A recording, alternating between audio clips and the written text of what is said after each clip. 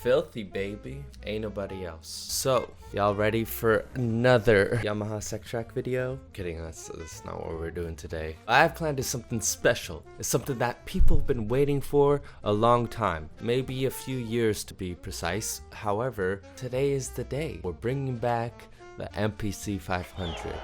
And we're bringing back these babies.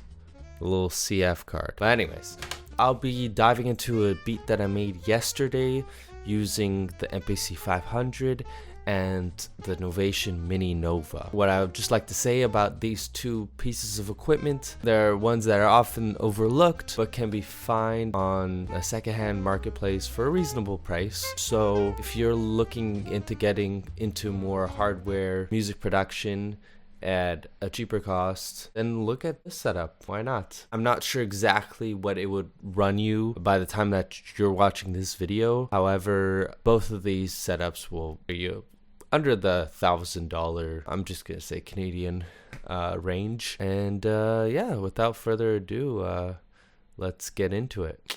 I would also like to mention that this video was inspired by a viewer that reached out to me via my emails. If any of you want help with any of your gear that I have displayed in my videos, my email is in the description.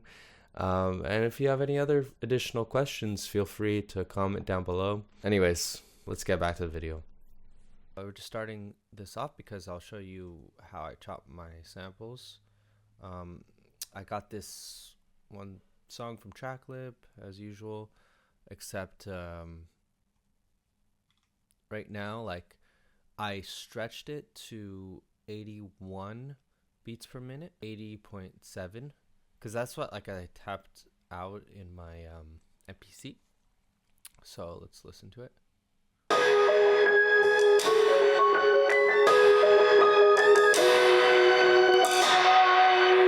At the end, I just, doubled the last part a little bit. I also took this part.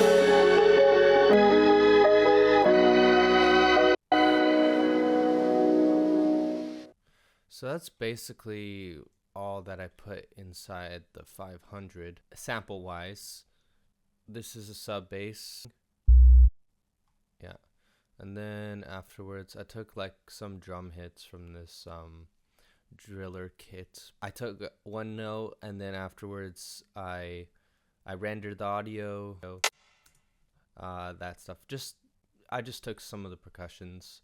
It was really simple, like the drum pattern, but I find with the 500 it's pretty effective. Yeah, and if we zoom in, like I did it like a measure long. I find it better. I could kind of mix and match. I find if I make smaller pieces like this for the 500, it's better.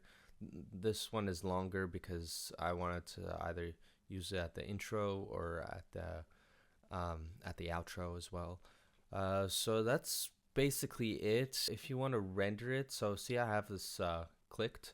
I'm on a Mac right now, so I go Command Shift R, and then it says the render start length. I put it on wave 16. Make sure it's 44.1 kilohertz. And yeah, you should be able to import that into your MPC. I have the MPC set up right here. I hope you can hear me audio wise, but I have the MPC set up, and what you essentially want to do is you take your USB cable and you plug it into the back of your unit.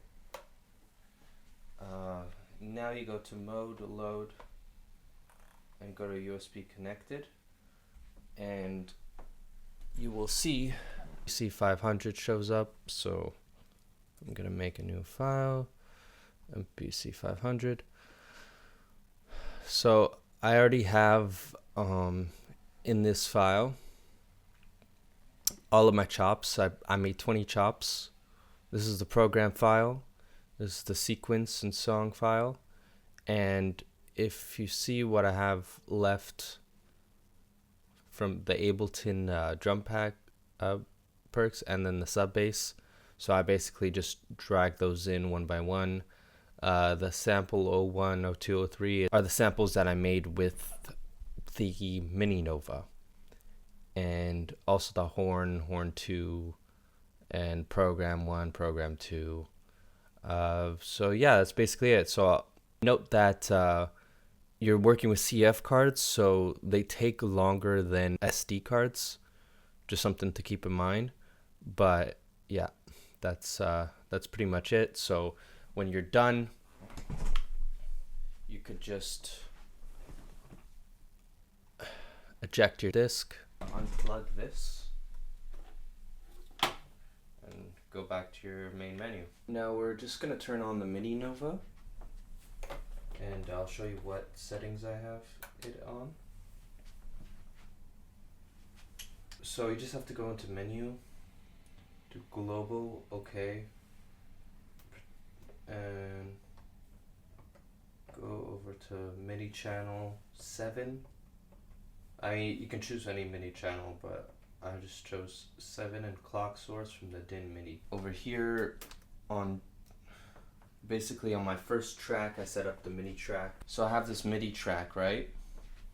And in the MIDI track, I put the params, put it to off, MIDI track off, MIDI channel 7, the track type MIDI, track name MIDI, because you just want to be organized at the end of the day.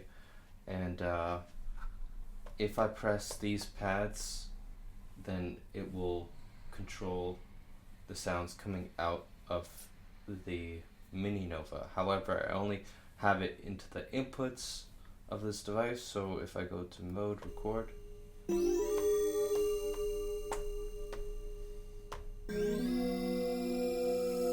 let's choose another patch.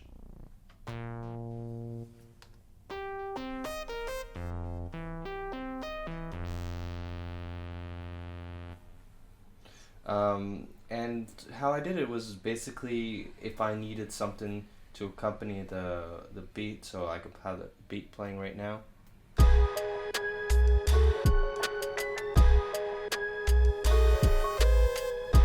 Obviously it's not the right key,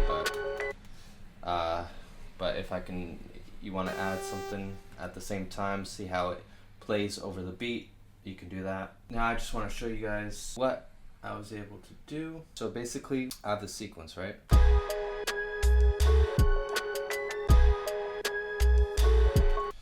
And now I'm just gonna go into my drum track, and let's see, let's go into step edit mode. If I see A3, step A3, if I turn on as 127, but I want to change the velocity. So basically what I did was on the other track, essentially I would just go to move events from track sequence 1 track A2 to sequence 1 track A6, which I basically have nothing on that one. I only move this one and out of 9, start 1, copy, replace, and do it. So I still have the hats there, but if I go into my tracks, now I'm on track 6. I want to edit the MIDI notes or the velocity. I can go inside, do edit velocity, and do all pads because you only have the pad A3 there. I could do add value, subtract value, multiply value percentage, or set to value. So I'm gonna set to value, and I'll put it up at like 83, maybe more, maybe like 100, 101. I'll do it. Now I still have this is full level, but I want to turn it to velocity, so now you can hear it like that. I go into the step edit mode, and this is where it gets interesting because every time I do shift and locate to the event, you have it all at the same time. But because there's no other drum hits in the way, that because I recorded all of my drum hits on the same track, this is a way to edit it more easily. So now this is the second hit. I want to do 95. So every two, I just go 95. Every 95. All right, so see how it's a bit repetitive now doing that? I mean, you can continue, or you could just go over here and say copy events from A6 to A6, pads all, and then your out events will be until that, and then you copy it over at 5, you do replace, and then you do it.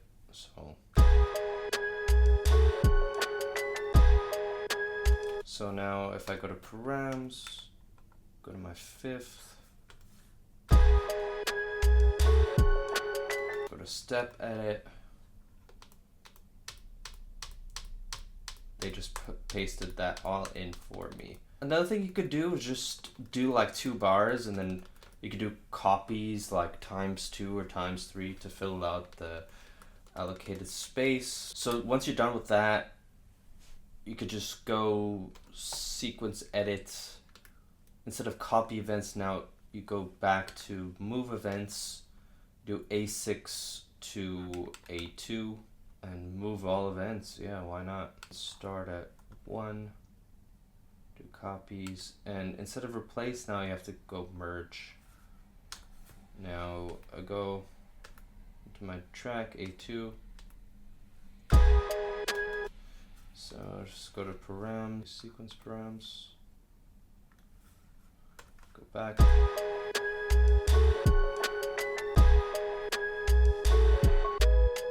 So now you have it back. Go into step edit, you see the changes I've made with the hi-hats, or the closed hi-hats rather. And yeah, that's another way to work out your sequence. Okay, let's add a synth sound. We're just gonna go through some presets. So we do classic synths, we'll just go to all.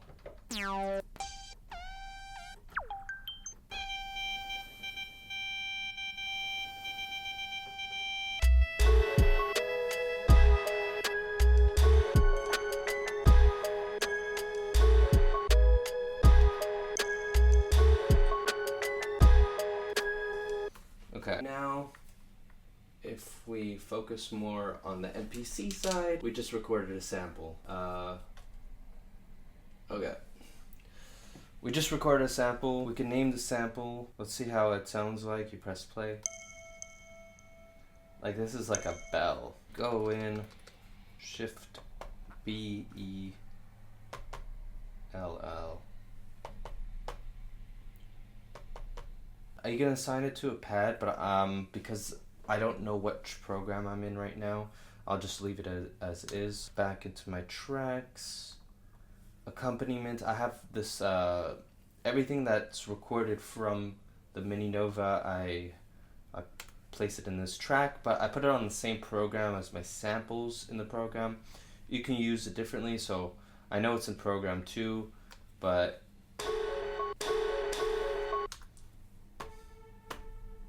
there's some other samples on here. So you just go into program, sample assign. We could put it right here. So just go all the way bell. Let's just increase the level on that one.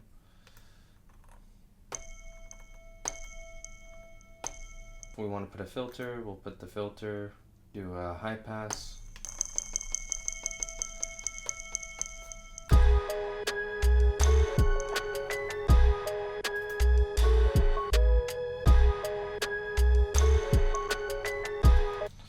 So I think maybe I'll just keep it like that.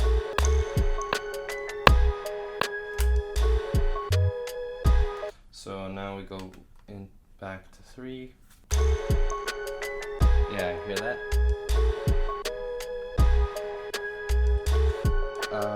Yeah. That's part of the workflow that I have right now. I'm just gonna go through the samples.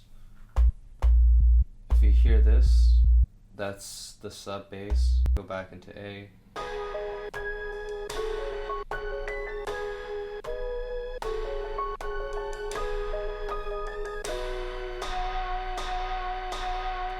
And then B would be like the hook.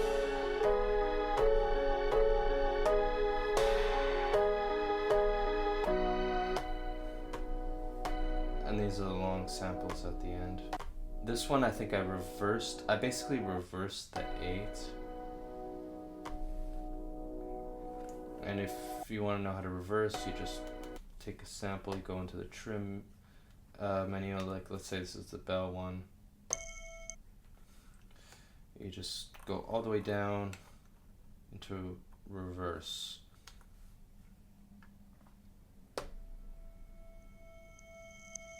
Actually, I didn't want to do that. Let's see. But you can reverse it back, so, you know, no harm, no foul.